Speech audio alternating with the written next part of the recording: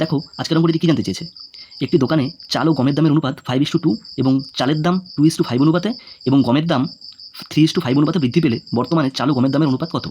তো এটাই জানতে চেয়েছে। তো এই অঙ্কটা আমরা কী করে করবো চলো তোমাদের দেখাচ্ছি, খুবই ইম্পর্টেন্ট একটি অঙ্ক। চলো দেখো আমি কী করে করছি। তো এখানে বলতে চেয়েছে যে চাল ও গমের দামের অনুপাত দেওয়া আছে 5:2 কিন্তু বৃদ্ধি পেয়েছে 2:5 অনুপাতে, চালের দাম 2:5 অনুপাতে বৃদ্ধি পেয়েছে।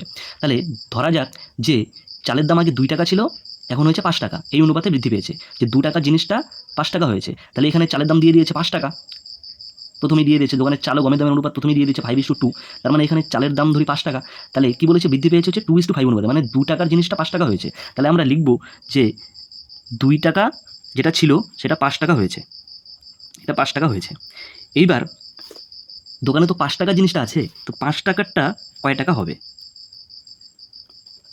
দেখো ক্যালকুলেশন করছি, 5 × 5/2 25/2, এটা গেল চালের দাম, এটা নতুন চালের দাম গেল। সেমভাবেই দেখো দোকানে কী ছিল, গমের দাম 2 টাকা, ঠিক আছে, কিন্তু বৃদ্ধি পেয়েছে কত কত অনুপাতে? 3:5 অনুপাতে, মানে 3 টাকা জিনিসটা 5 টাকা হয়েছে, তাই তো? যেটা 3 টাকা দাম ছিল গমের, সেটা এখন 5 টাকা হয়েছে। তাহলে 3:5 অনুপাতে মানে 3 টাকা জিনিসটা 5 টাকা হয়েছে, কিন্তু দোকানে তো 2 টাকা জিনিস আছে, তাই না? দোকানে তো 2 টাকা জিনিস আছে, তাহলে 2 টাকারটা কয় টাকা হবে?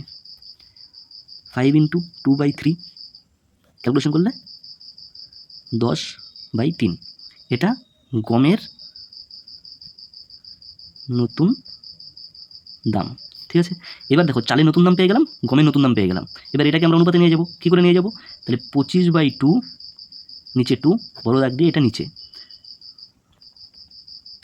10/3, এটা সমান সমান আমরা এটা লিখতে পারি 25/2, নিচেরটা উল্টে যায় 3/10, কাটাকাটি করলাম 5 দিয়ে, 5 5 25, 5 দিয়ে 2, ঠিক আছে, সমান সমান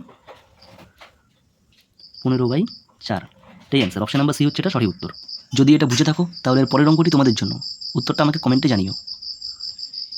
তো যদি এটা ভালো লেগে থাকে তাহলে লাইক কমেন্ট করে দিও, এরকম নতুন নতুন আরও টিপস তোমাদের জন্য নিয়ে আসবো।